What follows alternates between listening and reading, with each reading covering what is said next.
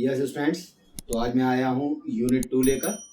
इसका नाम है class as a basic computation के नाम से।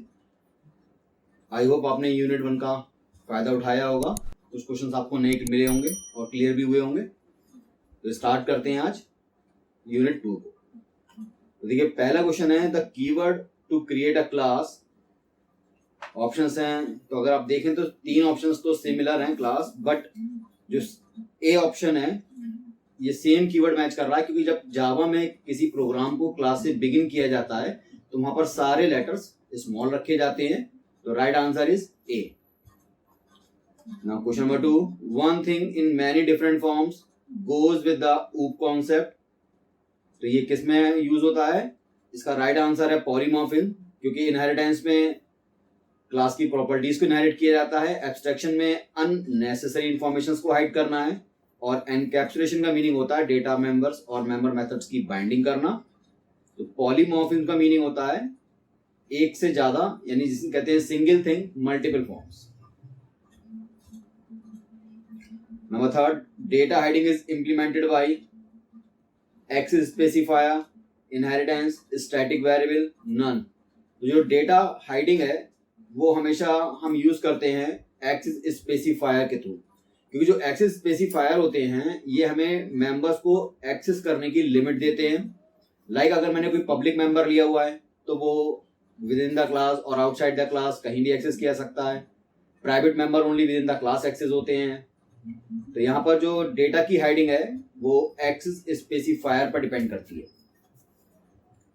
Number 4, a protected member of a class is accessible in. Protected member जो होते हैं वो आपको बता चुका हूं मैं, याद रखिएगा। Public in any class, private with in same class, protected in same package, class, सब क्लास एंड सेम पैकेज। तो यहां पर आंसर रहेगा हमारा सी, क्लास, सब class and package. Number next, the default specifier for a method of a class. तो याद रखिएगा, जब हम जावा में किसी फंक्शन को डिफाइन करते हैं तो जो उसका by default data type return type रहता है वो याद रखिएगा वो डिफॉल्ट रहता है। अगर हम वहां पर कोई भी स्पेसिफायर यूज नहीं कर रहे हैं तो वो ऑटोमेटिकली डिफॉल्ट को एक्सेस करेगा। Number 6, the code reuse is implemented bye. तो कोड की जो रीयूजिंग होती है वो फंक्शन ओवरलोडिंग के थ्रू होती है? नहीं, राइट आंसर इज इनहेरिटेंस, क्योंकि ओवरलोडिंग जो है उसमें सिंगल थिंग मल्टीपल फॉर्म्स, यानी एक सेम नाम के मल्टीपल मेथड्स रहते हैं, बट वहां को कोड हम रीयूज नहीं करते हैं। बट याद रखिएगा, जो कोड की रीयूजेबिलिटी है ये इनहेरिटेंस पे डिपेंड करती है, क्योंकि अगर मैंने बेस क्लास में कोई फंक्शन बनाया हुआ है और अगर मैं ड्राइव क्लास में उसे एक्सेस करना चाहता हूं तो मैं उसे एक्सेस कर सकता हूं using inheritance. Number 7, which of the following are not keywords. तो जैसा आपको मालूम है प्रोटेक्टेड, इंप्लीमेंट्स, ये दोनों ऑलरेडी रिजर्व कीवर्ड्स हैं जावा के। Right answer is null. Number 8, which of the following statements are true? An abstract class may not have any final method.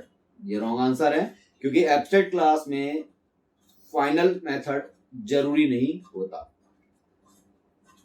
A final class may not have any abstract method. Yes, right answer is, क्योंकि मैं आपको बता चुका हूँ abstract method का meaning होता है method without its body, और जो abstract method की bodies होती है वो हमेशा ड्राइव क्लास में डिफाइन की जाती हैं। तो अगर मैं किसी लास्ट ड्राइव क्लास में अगर किसी एब्स्ट्रैक्ट मेथड को डिक्लेयर करता हूं तो चूंकि वो मेरी लास्ट ड्राइव क्लास है तो उस मेथड की बॉडी को मैं वहां पर डिफाइन अगर नहीं करता हूं तो आगे एक्सेस नहीं कर पाऊंगा। तो right answer is B. Data types whose size is fixed are called। तो जिनकी वैल्यू फिक्स होती हैं उन्हें हम कहते हैं primitive data types. A, what is known as object factory. सभी को मालूम है, बहुत ही कॉमन डेफिनेशन है। क्लास की डेफिनेशन में सबसे पहली लाइन यही आती है आफ्टर द ब्लूप्रिंट स्टेटमेंट। तो यहां पर answer is class. The parent class of a class is called base class, super class. तो याद रखिए, इनहेरिटेंस में जो हमारी पहली क्लास हम डिफाइन करते हैं उसे हम बेस क्लास, पेरेंट क्लास या मदर क्लास भी कहते हैं। तो यहां पर आंसर होगा सी, ए एंड बी बोथ, क्योंकि बेस क्लास और सुपर क्लास भी कहा जाता है पहली पेरेंट क्लास को। What does the object has. तो अगर आपने ऑब्जेक्ट की डेफिनेशन देखी होगी तो उसमें सारी कैरेक्टरिस्टिक्स यही रहती हैं। Right answer is D, all of above. Find the odd one out, encapsulation, abstraction और डेटा हाइडिंग। अगर आप ध्यान से देखें तो ये सारे ऊप के फीचर्स हैं। तो यहाँ पर जो ऑड बन रहा है वो बन रहा है इंट, क्योंकि ये एक डेटा टाइप है। Next one is inheritance, base class, सब क्लास, रीयूजेबिलिटी, प्राइवेट। अगर यहाँ पर ध्यान से देखें तो प्राइवेट जो है वो एक स्पेसिफायर है, जबकि बाकी जो तीनों टर्म है वो इनहेरिटेंस से रिलेटेड है। प्राइवेट, डिफॉल्ट, पब्लिक, अगर आप ध्यान देखें तीनों ही स्पेसिफायर्स हैं हमारे। और यहाँ जो ऊप है वो एक कॉन्सेप्ट है जिसे हम कहते हैं object oriented program. Answer is B. Next one is int, boolean, object and double. अगर यहाँ पर देखें तो ये सारे के सारे प्रिमिटिव डेटा टाइप्स हैं, like int, boolean and double. तो यहाँ पर एक रेफरेंस डेटा टाइप दिया गया है जिसका नाम है object. Number next, polymorphism, abstraction, one thing in many forms, function overloading. तो यहाँ पर जो डिफरेंट है वो है हमारा एब्स्ट्रैक्शन, क्योंकि ये बाकी के जो तीनों टर्म हैं ये कहीं ना कहीं पॉलीमॉर्फिज्म से ही रिलेटेड है, बट जो लास्ट टर्म है हमारा एक आ रहा है एब्स्ट्रैक्शन, ये अननेसेसरी इंफॉर्मेशन की हाइडिंग को लेकर है। Right answer is B.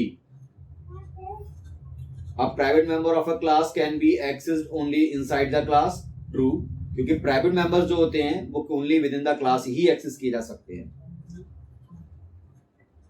The default access specifier for a class member is public. अभी आपको बताया था मैंने, याद रखिएगा जो डिफॉल्ट स्पेसिफायर है वो हमेशा डिफॉल्ट रहता है, और यहां पर वो हमसे कह रहा है क्या पब्लिक हो सकता है, हम कहेंगे से फॉल्स। द ऊप concept that indicates data hiding is polymorphism. Polymorphism का मीनिंग था अभी सिंगल थिंग मल्टीपल फॉर्म, और यहां पर हमसे कह रहा है डेटा हाइडिंग को लेकर। Answer is false. Class methods are called using class name. Yes, true, क्योंकि जो क्लास के मेथड्स होते हैं उन्हें क्लास के नाम से भी एक्सेस कर सकते हैं। Answer is true. The operator creates a new object and allocate memory for it. Answer is new, क्योंकि जैसा आप देख रहे हैं ऑब्जेक्ट क्रिएशन टाइम में हम न्यू कीवर्ड का यूज करते हैं और यही हमें मेमोरी एलोकेट कराता है for the execution of a class. The operator that deallocates the memory occupied by an object and deletes the object is, यानी इसका राइट आंसर है डिलीट, क्योंकि यहाँ पर डिलीट भी एक जावा में प्री डिफाइंड क्लास है जो किसी भी ऑब्जेक्ट की मेमोरी को रिलीज करने के लिए यूज किया जाता है। Number 24, a static data member of a class is initialized in। तो जो स्टैटिक डेटा मेंबर्स हैं वो इनिशियलाइज किए जाते हैं just after the class definition, क्योंकि वो सारे मेंबर्स जो हम क्लास की ओपनिंग प्रेस के बाद स्टैटिक कीवर्ड के साथ डिक्लेयर करते हैं वो सारे के सारे हमारे क्लास मेंबर्स कहलाते हैं, और जिन्हें हम विदाउट स्टैटिक कीवर्ड के एक्सेस करते डिक्लेयर करते हैं वो सारे के सारे हमारे इंस्टेंस मेंबर्स कहलाते हैं। Right answer C, just after the class definition. 25, to create an instance method the keyword is used. तो जैसे अभी आपको मैंने बताया कि जो स्टैटिक कीवर्ड है वो केवल क्लास मेंबर्स को डिफाइन करने के लिए यूज किया जाता है, जबकि जो हमारे इंस्टेंस मेंबर्स होते हैं वो ऑटोमेटिक सारे के सारे नॉन स्टैटिक मेंबर्स कहलाते हैं। तो यहां पर आंसर होगा D, no keyword required. 26, the static methods are called using. Static methods को कॉल करने के लिए हमें क्लास का सफिशिएंट है, तो यहाँ पर राइट आंसर होगा क्लास नेम। बट याद रखिएगा हम स्टैटिक मेथड्स को कॉल करने के लिए ऑब्जेक्ट भी यूज कर सकते हैं, क्योंकि जो स्टैटिक मेथड्स होते हैं ये क्लास और ऑब्जेक्ट दोनों से कॉल किए जा सकते हैं, जबकि non static methods only and only using object name. 27, which statement is true about a class definition। At least one method जरूरी नहीं है, एटलीस्ट वन डेटा मेंबर ये भी जरूरी नहीं है, इट में नॉट हैव एनी मेंबर, यानी कि राइट आंसर होगा इट में नॉट हैव एनी मेंबर। जरूरी नहीं कि क्लास के साथ कोई मेंबर बनाया जाए, हो सकता है हम ब्लैंक क्लास भी डिक्लेयर कर सकते हैं जिसे हम एम्प्टी क्लास भी कहते हैं, यानी a class without its body. A class name can be begin with a number, a symbol, an alphabet और नन, ये सभी स्टूडेंट्स को पता होगा क्योंकि आज तक उन्होंने बहुत से प्रोग्राम एग्जीक्यूट किए होंगे। Right answer is C, an alphabet. 29 the keyword that represent the current object, ये सबसे इंपॉर्टेंट क्वेश्चन है एग्जाम्स के लिए, याद रखिएगा। इसका राइट आंसर है this keyword is used to access the current calling object in Java.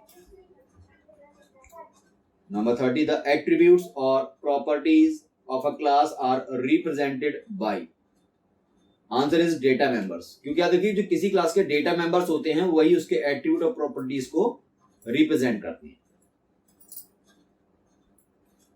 The class variable that is available to the entire class is known as, उन्हें हम कहते हैं इंस्टेंस वेरिएबल, यानी ऐसे कोई भी मेंबर जो हम क्लास की ओपनिंग ब्रेस के बाद डिक्लेयर कर रहे हैं वो उस क्लास के इंस्टेंस मेंबर्स कहलाते हैं। Right answer is C. The keyword is used to provide to access a class stored inside a package in our program. सबसे सिंपल क्वेश्चन है, राइट आंसर इज इंपोर्ट, क्योंकि इंपोर्ट किसी भी package को call करने के लिए यूज किया जाता है। Question number 33 a class is an of an object, definition की फर्स्ट स्टेटमेंट है, right answer is blueprint. 34 objects of a class can be created, तो याद रखिए जावा में किसी भी क्लास के ऑब्जेक्ट्स बनाने की कोई लिमिटेशन नहीं है, हम यहाँ पर कितने भी नंबर ऑफ ऑब्जेक्ट्स क्रिएट कर सकते हैं। Right answer is D, as many. Now 35 a class is a accessible both inside and outside of a package, तो इनसाइड और आउटसाइड ऑफ अ पैकेज जाने के लिए मेंबर को पब्लिक डिफाइन करना जरूरी होगा, क्योंकि याद रखिएगा पब्लिक मेंबर्स ही इनसाइड और आउटसाइड द क्लास एक्सेसिबल रहते हैं।